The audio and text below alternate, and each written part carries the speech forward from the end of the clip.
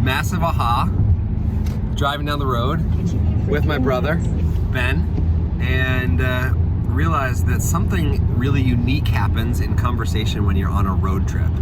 And that is, you're fed all of this data all around you. So we just drove by a Marriott, and I talked about the article that I saw that people were scraping, Marriott was being scraped off of buildings, and we were wondering, did Marriott go out of business? Which I don't know if it's true. Maybe we'll fact check that and put a yes or a no here.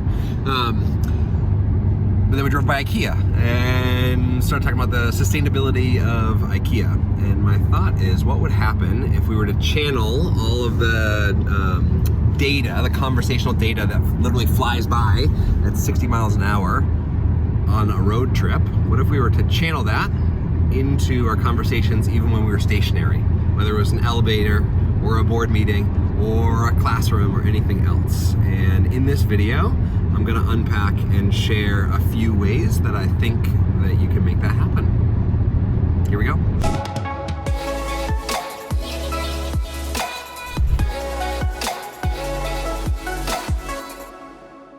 If you've been following on the channel for any amount of time, I hope that was fun to kind of break out of the studio format. This video is totally inspired by that car trip with my brother, Ben. And so we're gonna unpack how to bring up topics in conversation. I'm gonna label this entire video the road trip method.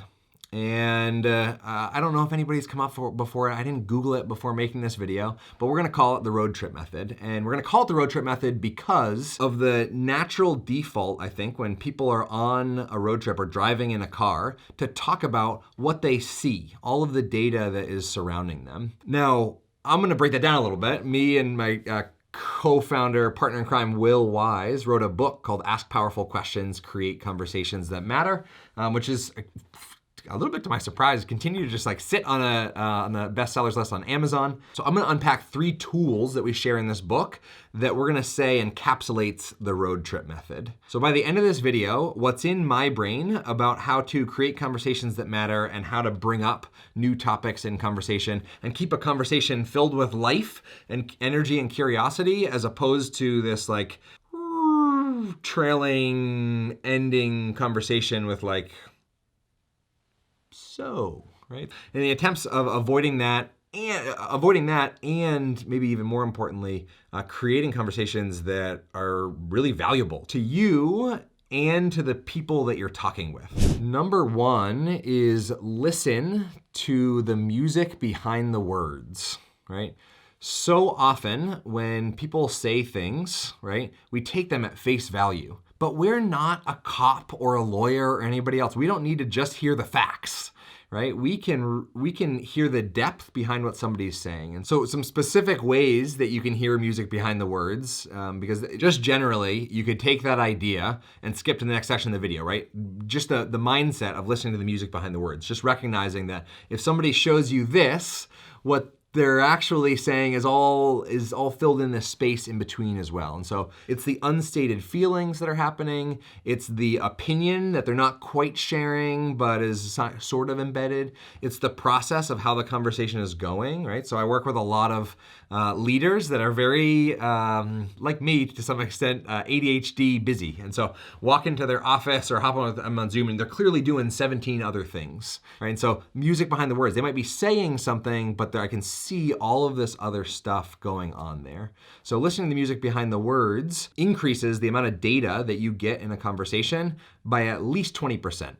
Sort of an arbitrary number, but thinking about road trips having, constant novel data coming at you at 70 miles per hour, listening to the music behind the words increases the level of data that's in the conversation. You've just got to tune into it, right? We find what we're looking for and we hear what we're listening for. So if you're just listening for the facts, you're just gonna hear the facts. If you're just listening for that person to be annoying, that's all you're gonna hear. But if you listen for their strengths, their fears, their aspirations, the background, the whole story, you're gonna have a very, very different conversation. Part number 2 of the road trip method is you have to believe that conversation is exponential. And what I mean by that is if you ask, so one of the 4 questions that often gets asked in conversation when you first meet a person, like, where are you from? What do you do? How are you?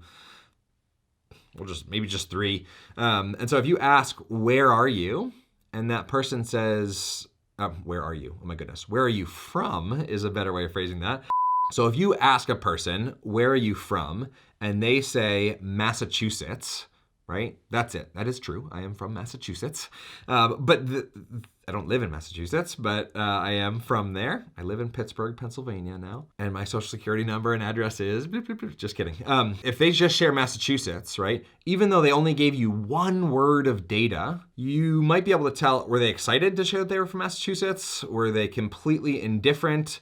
Did they share it in a way of like, ooh, like I'm from Massachusetts, right? Was there hesitation? So there's that data. There's also just everything that you know about Massachusetts and your experiences with Massachusetts. And when I say conversation is exponential, even though they share just one word, the way they feel about Massachusetts, what you're curious about Massachusetts, and the prior experiences that you've had in Massachusetts are three of many probably, but just three potential pathways that you can continue on. So if you continue on this pathway, right, there may be three others that come out, and then three others, and then three others, and then three other. And this is what I mean when I say conversation is exponential.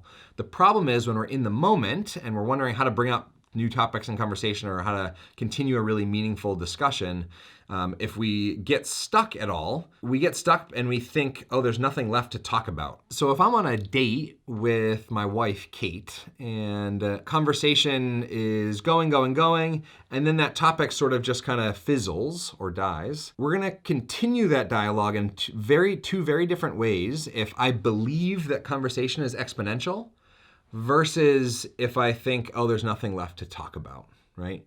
We've been married for 7 years. We've talked about everything under the sun that we can possibly talk about anything else. That is an extremely limiting belief that will prevent topic exploration in conversation. Whereas if I say, even though we've been talking for 30 minutes, and so I believe if someone spoke for 30 minutes, you have at least 300 different pathways of potential conversation if you're listening to the music behind the words. And then the third idea here comes directly from Ask Powerful Questions, and it is this idea of asking reflective questions. So you can, just pull questions out of thin air or out of your own curiosity. Reflective questions is a little bit different. It's where you reflect what you've heard somebody else say and then ask a question rooted in it. And you feed two birds with one worm when you do that, because when you reflect what somebody else has said, it's like a mirror that illuminates something to them, right? Oftentimes when we speak, even as I'm recording this video right now and speaking, like I can't hear myself talking and really process that and think about what I'm gonna say next. So when you reflect what somebody else says, it illuminates what they're saying to them. And oftentimes it's amazing. Like even if you reflect verbatim exactly what somebody else has said, you reflect that back to them, it's amazing how frequently someone will jump in and be like, no, that's not what I mean, blah, blah, blah, blah. And then correct and extend that conversation and get to the heart of the matter. It's a phenomenal tool to create conversations that matter to you and to the other person. Now, a reflective question is you reflect a piece of what somebody said and then add on a question. Let's do this kind of odd in a video format right now. So we're having an interaction, right? You're watching a video, which I've recorded in the past, and you're seeing it live now. So if I were to reflect right in this moment, I might say, hey, it seems like you're watching this video, you're getting toward the end, you must be enjoying it to some degree. I'm wondering what has really stuck out to you about this video, right? Did you see it? That was a reflective question. I reflected what was happening in this moment, and then I added on a question rooted in my own curiosity at the end. And jumping back to number 2 with that word curiosity, conversation is exponential if you are genuinely, naturally curious about that person, that idea, etc. The cool thing is that natural, genuine curiosity is actually a choice. It's not a gene. Right? Curiosity, you weren't just born with or without curiosity. In fact, I would argue that we're all born with an immense amount of curiosity. And if you've ever met a 3 to 5-year-old, you know that that's true. And so we lose touch with that curiosity a little bit as time goes on, but we still can choose to flip it on. And so to channel the road trip method and make a road trip level quality conversation happen in a classroom, a boardroom, a living room, anywhere else, listen to the music behind the words, believe that conversation is exponential, and ask really great reflective questions rooted in your own curiosity. I'm Chad Littlefield. It was awesome hanging out in cyberspace with you.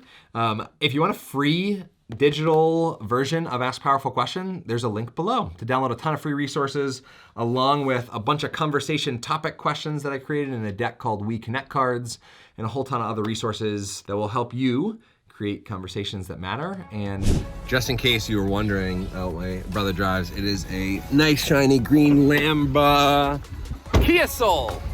Have an awesome day.